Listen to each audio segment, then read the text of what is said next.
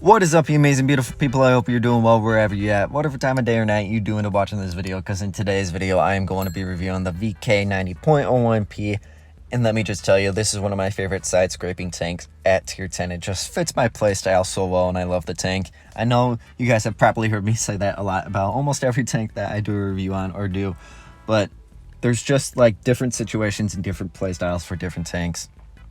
And this is my personal favorite at tier 10 for side scraping. But without further ado, let me go ahead and jump into the stats of this vehicle. Right away, for the survivability of this tank, you have 2,450 hit points, which is not too bad for a tier 10 heavy. And for the main armor, later in the video, we will go over it more in depth in the armor inspector. But for now, the turret on the front is 300, extremely strong turret. For the sides, 120, very good sides. And for the rear, 100, pretty good.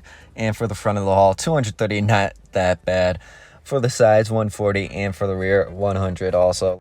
Like I said, we will go over the armor more in the armor inspector part of this video. And when the engine is hit, you have 10% chance of catching fire, which is on the lower side, which is always a bonus. For the view range of this tank, it is pretty good for a heavy tank in my personal opinion. It is on the higher end, and you could definitely boost that through the equipment and provisions like I did. And for the concealment, while stationary, 26, while moving 21, and upon firing while stationary 6.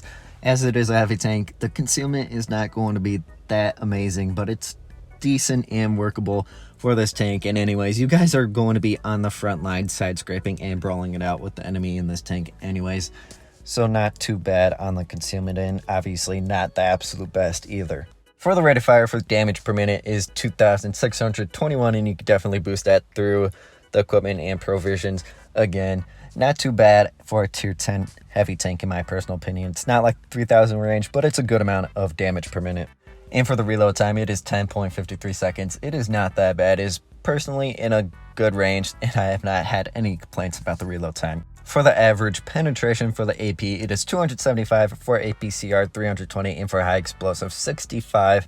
So this tank has very good pen, and like I said, you could boost it through the equipment and all that other stuff. For the average damage, for the AP 484, APCR 390, and for high explosive 600, so it's a decent amount of alpha for this tank, pretty much the standard amount of alpha throughout all tier 10 heavy tanks, with the exception of the E100 and a few others obviously, as they do like 600 plus damage.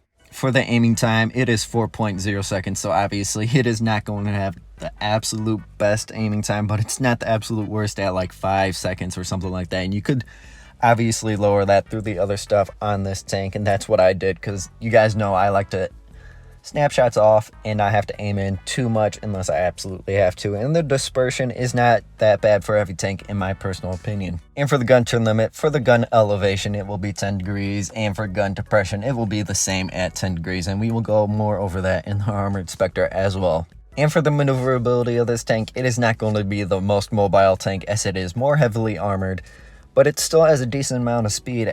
While going forward, you have 30, in reverse 15, and average speed 28, so it's pretty much your average heavy tank. Well, your average well-armored heavy tank. It has a decent amount of mobility, and it could definitely get to situations. It's just not like the AMX 50B speed in that way. And the turret turn limit is 24.30, and the hull turn rate is 32.31.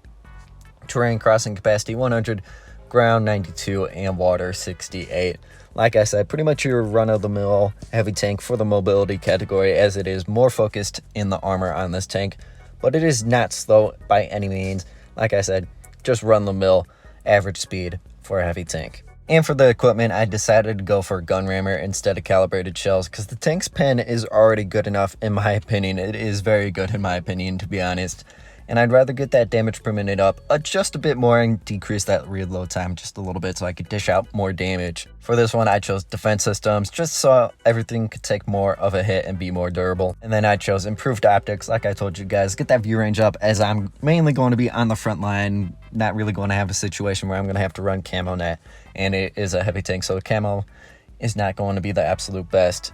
And the view range will also help me in spotting enemy tanks for my TDs that are supporting me or my enemy team, just finding out where the enemy is. For this one, I chose enhanced gun laying drive so I could decrease that aiming time so I don't have to sit out in the open just aiming in for the 4 seconds, because the enemy could just easily snap over and get a shot into me. I'd rather just aim less and snap a shot off and get back into cover before they even know what hit them. And I do not feel like supercharged is really needed on this tank. And then for this one, I went for enhanced armor, and I recommend you guys to do the same, as it gives plus 4% for the hull and turret armor.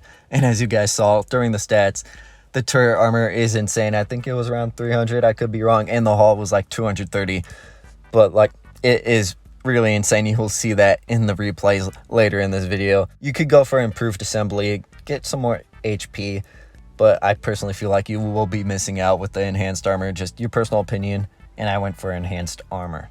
And then for this one, I went for engine accelerator, just to boost a little bit of everything in the mobility category, and improved control, I decided not to go for it, as the tank's hull turn rate is pretty decent, and I feel like it could definitely be workable. You only get like plus 3.4 of that, while over here you get plus 1.94, but with everything else also being boosted up with the hull turn rate. Then for this one, I went for vertical stabilizer, pretty much the same thing for the one up here, just to lower that aiming time as much as possible so I could snap shots off and not have to sit out in the open as long. And I feel like the dispersion is definitely okay for a heavy tank, and I do not feel like refined gun is needed. Then for these two, it is your own personal opinion. If you guys have heard me say this a million times, go ahead and skip like 10 or 20 seconds into the video. But for this one, I chose Toolbox for that 30% module repair speed in case I run out of the multi-purpose restoration pack and I'm tracked, or my engine is damaged out in the open and the enemy team is looking at me. The track and the engine could just be repaired 30% faster, and I won't have to sit out in the open as long. And I chose high-end consumables over here for the adrenaline and the engine power boost, so it could just last 30% longer, so I can get to positions quicker or get an extra 2 or 3 shots off with the adrenaline. For the ammunition, I went for 68 AP, 8 APCR, and 14 high explosive, and I would not change this around too much. If I were to, I'd take 4 away from the AP, put 2 more into APCR, and put 2 more into AG, and then that's the absolute max that I would change it around at all. And for the provisions, I personally went for the chocolate and the chocolate bar, as it boosts a little bit of everything from the view range, damage per minute, reload time, to even the mobility at the turret turn rate, hull turn rate, and terrain crossing capacity. For the chocolate bar, it gives plus 3%, and for the chocolate, it gives plus 10%. And pretty much the same for the improved fuel, just everything in the mobility category, average speed to engine power, and it boosts 10% to engine power and 10% to the turret turn rate. And then for the consumables, I chose the multi-purpose restoration pack, as it is pretty self-explanatory. And I chose engine power boost so it could just last a little bit longer and I could get to situations quicker, like at the start of the battle, or if I have to back up or reposition the tank in any way during the battle. And then adrenaline, so I can boost the reload time so I can get those extra shots out when I absolutely have to, like squeeze 1 or 2 more shots out if I am brawling with an enemy tank. And I chose not to go for the reticle calibration, as I do not feel like it is too needed on this tank, but I have not tried it out yet, so you guys could go ahead and play around with that and see if it does improve the tank at all, or if anyone should actually use it, and let us know down in the comment section below if you guys do try it out and if it is worth it. And that does it for this part of the review. I'm going to hop on Armor Inspector and show you guys this tank's armor. And right away, you guys could just see all the orange and red on the front of this tank. And for these cheeks, they are orange. It is going to be 425 at the angle that I am staring at this tank for. So straight on, you cannot pin these cheeks. But from what I've noticed, if you angle it out too far like this, and it becomes a little bit more flat, people could definitely pin it with premium ammunition, as it drops down to like 306. So if you are brawling out in this tank and you tend to turn your turret, just make sure that the enemy in front of you is not reloading, or if you absolutely have to, turn it a little bit so they could have less of a chance of pinning these cheeks. But straight on, not many people will be able to pin them. And then for the inner cheeks, it is 305, but from what I've seen, nobody can pin them, and I have not been able to pin these inner cheeks at all, this red part right here. And for the gun mantlet right there, it is going to be 2,192. And the gun is 361. Nobody is going to be able to pin this gun mantlet or the gun at all, so that is a definitely auto bounce zone right there.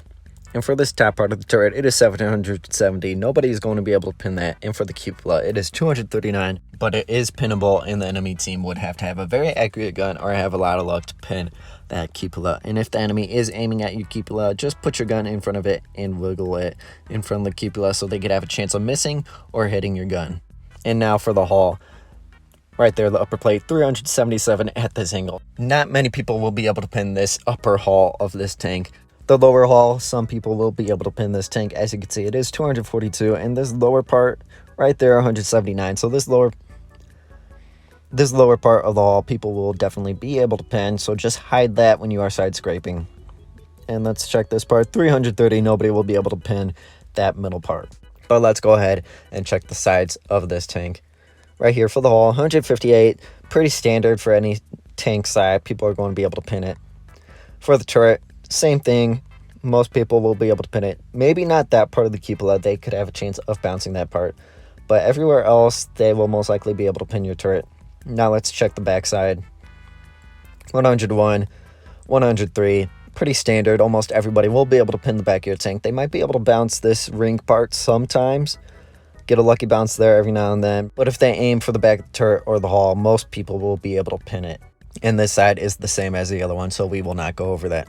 And in the stats, this tank said it had 10 degrees of gun depression. But if you do it for the front, you will only get 4 degrees of gun depression as shown right there. And you guys are probably wondering, why did Wargaming put 10 degrees there if you can't do 10 degrees? Well, that's the catch. You have to do it off to the side of the tank. Since this tank's turret is in the rear, if you try to use that 10 degrees of gun depression in the front of the tank, it will not go all the way down. As you saw, you have to do it at an angle off to the side of this tank. And I will not really go hull down in this tank too much, if at all. I would mainly just side scrape in this tank. And I'm going to throw a black screen right in the front of part of the tank right there so I could show you guys what the side scraping position would look like. So right here, 653, nobody's going to be able to pin that. 555 for this track area, 515 for that area. Right there, the cheeks, 314. Right there, 346. Upper part, 410. Cupola, 570. Nobody's going to be able to touch you when you are side scraping like this. Like, as you saw, nobody's going to really be able to pin you unless the Jagdpanzer E100 or the 183 decide to load HE and just splash you. They could do like 100 or something damage like that. But almost every single tank will not be able to pin you when you are in a side scraping position like this. And that is how I recommend you guys to play this tank, in a side scraping position. Get behind something, pull out, get a shot off, and just stay in that position, or you guys can go back to cover, whatever suits your play style. And since this tank has 10 degrees of gun depression, you can sometimes go hull down. So let's throw up the black screen and show you what it looks like in a hull down position. So right here, the upper plate, nobody's going to be able to pin the upper plate if they aim for it. 633. This part, however, unless they load premium, they will not be able to pin you. If they just load the standard rounds, they will bounce. But if they load premium, they will be able to pin you, like I said, for this upper part of the side. For this part of the side, anybody will be able to pin you right there. 290 tracks, same thing. It will just go through it and hit this part right here. Or it could... the tracks can absorb the shot, however you will be tracked in place. And then for the cheeks, the inner part of the cheeks, 301. For the outer part, 570. And for the cupola, if I could even click on it, 245. But the cupola is such a small target, I don't think most people will be able to hit it or pin you. If they will be able to hit it, they will have to have a lot of luck, RNG on their side, and also a very accurate gun. You can definitely go into a hull down, quote unquote, or gun depression spot in this tank. As you saw, this upper part of the side is 412. Nobody is going to be able to pin that part. Most of the turret, if not the entire turret, nobody's going to be able to pin except the cupola, but there are exceptions to it. Like I said, this front part of the hull, nobody is going to be able to touch that. If they aim for it and shoot that, I don't know what they're doing. The only parts they will be able to pin you would be this side of the tank that is sticking out, and the tracks, and also the cupola. But like I said, there will be exceptions to that. So there are two ways you can play this tank. Gun depression situation, which I wouldn't recommend you guys doing that as your main role or position that you go to in this tank, only throughout the battle or if the situation calls for it, or you could get a shot off and take out an enemy from the game. The main way would be the first way. in a side scraping position where you will be pretty much impossible to pin to the entire enemy team. Almost nobody will be able to pin you at all in the side scraping position and be up front and brawling with the enemy team. That is how I recommend playing this tank, and the replays will perfectly demonstrate that. And speaking of the replays, in the first replay we'll show you guys how much you guys can bounce in this tank and how reliable the armor is, as I think I get close to 3,000, even 4,000 block damaged. So without further ado, let's dive into that first replay. This first battle that I have for you guys in the VK 90.01p is going to show you guys how to actually play this tank, side scrape, get blocks and bounces in this tank. Like how I said, this is a brawling tank. You do not want to sit back in this tank at all. And obviously we are going to be pushing the heavy side, base C. And you guys will see that the mobility is not the absolute best. Like I said, it's just the run-of-the-mill average speed for heavy tank like this. But I am outperforming that IS-4, so that's saying something. It is more mobile than the IS-4. I've not actually looked at the stats for that tank yet, but I'll have to. And right away, I did get a block in my track and got a penetrating shot on me. I was just going to try to rush down there, cap out base C. But I realized that was a bad idea when pretty much like 3 or 4 enemy tanks, pretty much half, if not the entire enemy team, was spotted. So I decided to take a chill pill, take a step back, pull back a little bit so I get into a position where my tank is angled and armored. Back up over here to where this bush is at, mainly just behind this building. Also, I'm trying to get that camo reset so I can just pull out, get a shot into the enemy team without them realizing where I'm at until it's too late. And also, I'm looking at the minimap, seeing my team on the left hand side, the mediums, pushing over on them, and it looks like the entire enemy team is just all mashed up in their spawn to base C area. Like, our team has complete control of the left hand side. And as you can see, I am in a very effective side scraping position right now, as I just got like 2 bounces, I believe. And I think I finally got a shot off on the enemy team, and yet there's another bounce, and there's another bounce. We just got over 3,000, almost 3,500 damage blocked so far in this tank. As you can see, if you play it super effectively in a side scraping and brawling position, you could get so many bounces. But then again, you have to be careful of how you angle the tank, because right there I did get penetrated because I was panicking because the T95 was pushing towards me. The T95 E6, that is, my bad. He was pushing me. I thought he was going to get into a haul down position on the bridge, and I did not want to go against that at all. And I noticed the enemy team is pushing super aggressive, and that my ST1 is going to be taken out any second. So I back up behind cover, and I'm asking my team for help. I tracked that E3 in place, hoping my team could light him up and do some damage. And I'm looking at the minimap.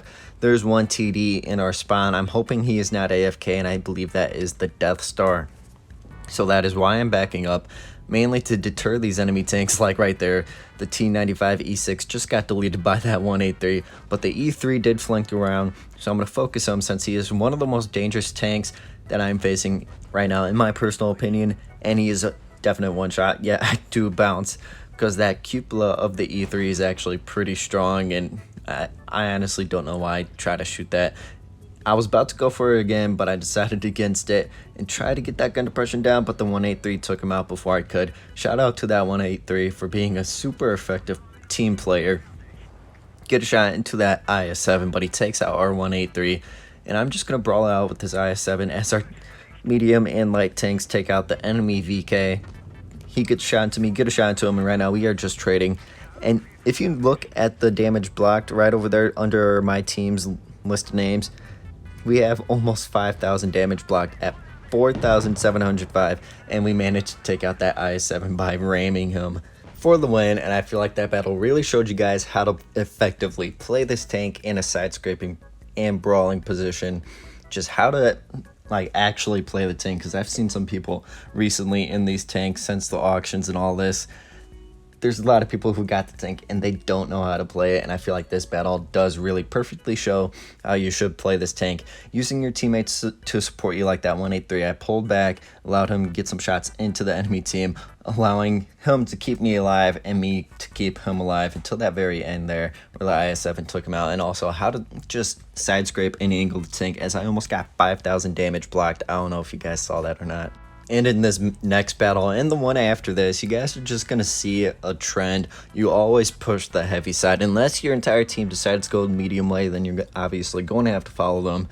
But 9 times out of 10, you want to push the heavy side, as like I've been saying, this is a brawling tank. It is heavily armored, and it is made for brawling it out with the enemy team. And I'm going to push over to base B, since most of my team is pushing over to base C. I mean base A. I don't fully want to go that medium way. I still want to push the heavy way. I still have a couple friendly tanks that are following me. If the entire friendly team went over to base A, then I would have had no choice but to push there. But I started pushing base B and got a nice shot into that E5. However, I only damaged his ammo rack. I did not actually ammo rack him. If I did, that would have been such an amazing start to this battle. But obviously, RNGesus had to screw me over that one time. But we are going to push up. I'm not fully going around to the base C area because I feel like not too many enemy tanks would have pushed that way. I just have a feeling that they would not have, so I decided to rush in and focus this E5 rebel right here.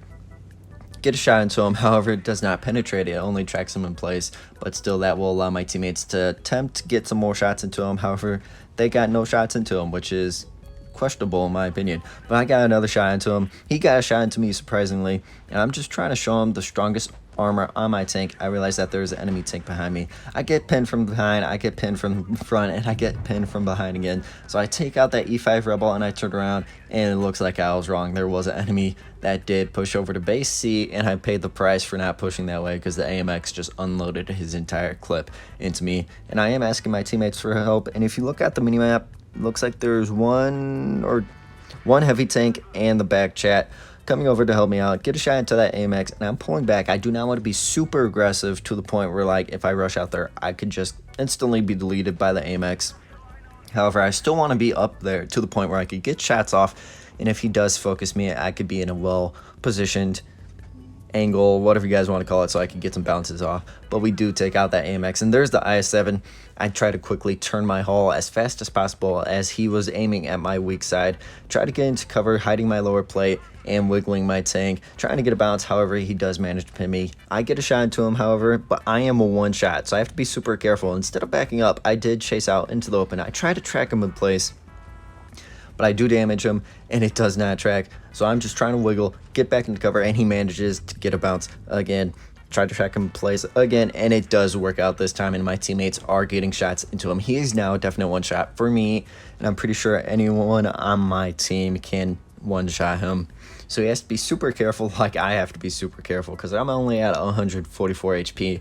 It looks like my teammates are wrecking the enemy team as they just destroyed 2 enemy tanks, and right as I fired, my team decided to take out that IS-7, of course. But there is AFK Jagdpanzer E100, which is always a blessing to see a AFK tank, so you could just farm that damage and possibly get another kill. However, the back chat just stole it from us. I managed to get one more shot off before he just ammo racked the Jagdpanzer and took him out for the win. Would have been nice if I had that, because I would have been over 5,000 damage. But we still get the win, first class, 4,247 damage. Very good credits. I can't remember the amount of credits I made last battle, but as you can see, this tank is a pretty decent credit maker for a tier 10 collector tank. 2 tanks destroyed, and we are on top of the leaderboard for this battle, which is very good in my personal opinion. And that battle showed you, again, push the heavyweight. At times, it showed you guys how effective the armor is, and also at other times, it showed you how bad not bad the armor could be, but how you position the tank. It could be super weak, because like the AMX, he got up behind us, just unloaded the entire clip, and the IS-7 managed to flank over to our side and get a shot into us. But I was able to put the strongest part of my armor towards them and get some bounces. And once again, in this battle, I will be pushing more of the heavyweight, but if you guys don't know already, on this map, I usually 9 times out of 10 push base B no matter what tank I am in. I just push over to base B, because look, most of the enemy team are pushing that way, and if you are quick enough, you can catch some of the enemy tanks trying to push over to base C, or even enemy tanks pushing over to base A, so you get shots on the enemy from all over the place while you're in this position. And if you guys are in an effective enough tank like this tank and get into a side scraping position, and with this tank having 10 degrees when you are side scraping and angling the tank down, you could get some nasty shots off. However, I made a questionable play there, getting shot into the chieftain, and he got shot into me in return. But the Kranwagen is pushing up, and I got a little frustrated with this WZ-113 because he just seemed to be getting in the way so much. Just kept on blocking me, and it just felt like he was really annoying me. However, I tried to work with him throughout the battle, and it turned out to be be pretty nice. Get another shot into that Kronwagen. I think I tried to track him, however, it did not work out. And since the WZ is pushing out into the open, I'm going to use him as like the bait for the enemy team to shoot him, pull out, take out the Kronwagen, get back into cover, and try to get into a side scraping position. And hopefully he does not block me or anything this time. But I am pulling out, getting a nice shot into that Chieftain before he is able to get into cover. WZ pulls up, gets a nasty shot to him. I'm going to focus this Chieftain. Looks like he's about to be a one-shot. There we go. We take him out of the game and get a bounce from that IS-4. And I am staying in base B, trying to cap it out because I was trying to master this tank at the time for this review. Trying to just angle my tank, get some bounces while I could cap out base B. However, he does bounce me, but the cap resets, which is always a bummer. However, I am managed to pin him, and my team is lighting him up, and I am able to take him out of the game. Now, I'm just going to sit in base B until I cap it out to get some of that extra XP to try and master this tank. And I start pushing up over on this Grill 15 to support our T55A because he is a definite one-shot if any of the enemy tanks use HE or not. And speaking of HE, I see a perfect shot to load HE and get one into the gorilla, doing like over 600 damage, I believe. And there's the Hori. He is pushing up. I do stop and try to see if I can get a shot off. However, I am hit. And I decide to ignore that, get a shot into the Hori, and start focusing on the Gorilla 15, who did shoot me. I'm taking cover behind this house, my bad. So he won't be able to hit me, but the waffle tractor, I believe it was, took out our 183, which is not good at all in this situation. And both my teammates are one-shots, and the Kronwagen is about to be deleted by that Hori. However, the Grill was pushing up on our T55A. I loaded HE, tried to get a splash on him. I tried to pin him with HE, but it ended up splashing only for 300 damage, but luckily the T55A was able to take him out. However, he runs into the Hori, and Hori takes him out of the game, so I switched to HE because I know the Hori is a definite one-shot. No matter what I do, even if I ram him a little bit, he's out of the game. And also, if I run into the waffle tractor, he's such a squishy tank, so it's just good to have the HE loaded right now in this situation. I pull back, see if I can get a shot into him right there in his lower plate. Can I get it? Yes, he turned just in time, and I managed to fleet him from the game, and I think he just rushed that shot and hit the building, because if he actually aimed in a bit more and was a little bit more calm, he would have been able to get another nasty shot into me, and I would have been a possible one-shot for the waffle tractor. And we are winning on the cap points, and we just won on the cap points for the win. However, I wanted to chase down that waffle tractor, get some more damage in, and another tank destroyed. However, we will have to settle for another first class. 4,644 damage, very good credits. 4 tanks destroyed. I believe we are on top leaderboard for this battle. But the question that you have all been waiting for, is this tank even worth it? Yes, this tank is definitely worth it. The price ranges that I would personally go for, since it is a tier 10, the max I would go is 20k. If it comes out for 25k gold, no, don't go for it. And if it comes out for less, jump on it. It is a definite steal if it comes out for less than 20k gold, but absolute max for gold is 20k, and for money around $50 or $60, as it is a tier 10 tank, and it is going to be quite expensive, but that's probably the max I will go. If it's over $50 or $60, do not go for it, but obviously if it is less, definitely jump on it, as it is going to be a steal. But if you guys found this video useful in any sort of way, or if you just liked the video, go ahead and smash the like button and leave a comment if your favorite part of the video or anything in general down in the comment section below. Subscribe and hit that bell notification so you're always notified when I upload a video. With that being said, I hope you enjoyed, and I'll see you in the next one. How does it feel to breathe when you're dead?